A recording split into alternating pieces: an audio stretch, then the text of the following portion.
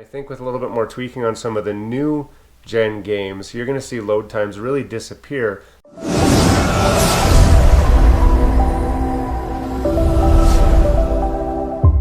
Today I want to talk about the PlayStation 5 internal storage, and specifically about the storage speed. The speed that it can read from the hard drive. Now, some of you may have seen a few months back, Linus from Linus Tech Tips gave a deep apology to Tim Sweeney from Epic Games over the speed of that hard drive, saying that the guy has sold out to Sony, making unfounded claims for hard drive speeds. Now, I'm not going to compare the speed of the SSD in the PlayStation to the speed of a computer hard drive, because this isn't a computer. Why should I compare the two? What I do want to know is how much faster is the PlayStation hard drive compared to the previous generation, the PlayStation 4. So I'm going to run some speed tests.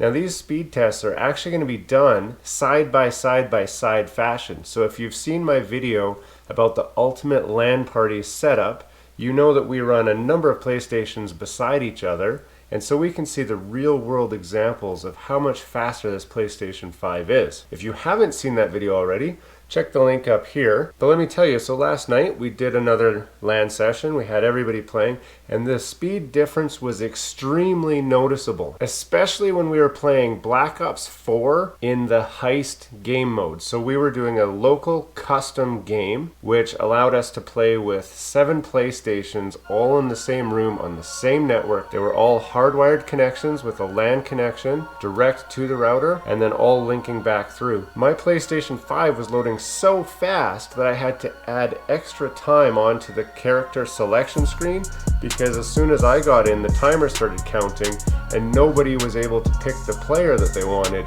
because of that speed difference. So here we're looking at Black Ops 4 Heist. This is the Morocco map. So you can see the PlayStation 5 loads in just over 3 seconds, and then way after, the PlayStation 4 on the far right loads in 12 seconds, and then soon after, the PlayStation 4 in the middle loads in 13 seconds. That's a difference of 9 to 10 seconds off that loading time from the PlayStation 5 versus PlayStation 4. Next up, we're going to review a Hardpoint map. This is a classic map, Nuketown, and it's had many iterations. This is the Black Ops 4 version of Nuketown, and you'll see again the PlayStation 5 loaded in just over 3 seconds, the PlayStation 4 on the far right 18 seconds, and the one in the middle 20 seconds. That's a difference of 15 to 17 seconds on the loading time. That is huge. I could load a PlayStation 5 more times on that map compared to what the PlayStation 4 was doing. Then the next one we like to do is a local custom blackout game. We had 8 players all loading into the map, so I'm only showing you 3 because that's what I could see on my side of our setup. With blackout map, the PlayStation 5 loaded the map in just over 14 seconds.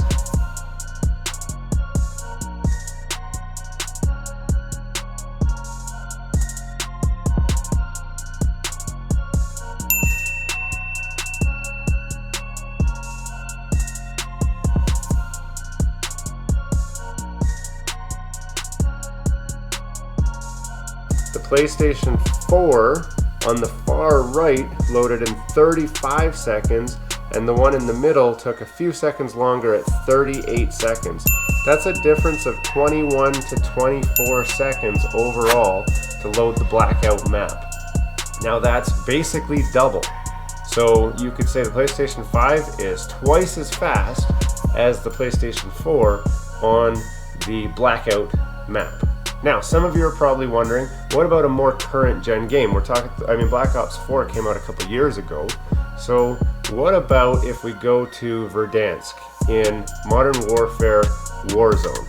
That's the game that I'm playing more right now. If you've seen my video on testing the Astro Mix Amp and my Strike Pack back button, then you've already seen that that's kind of what I want to play.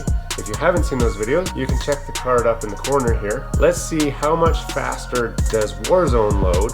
So here you can see side by side, PlayStation 5 loads up Verdansk in just over 19 seconds. That's the time to when the character starts to fall from the sky.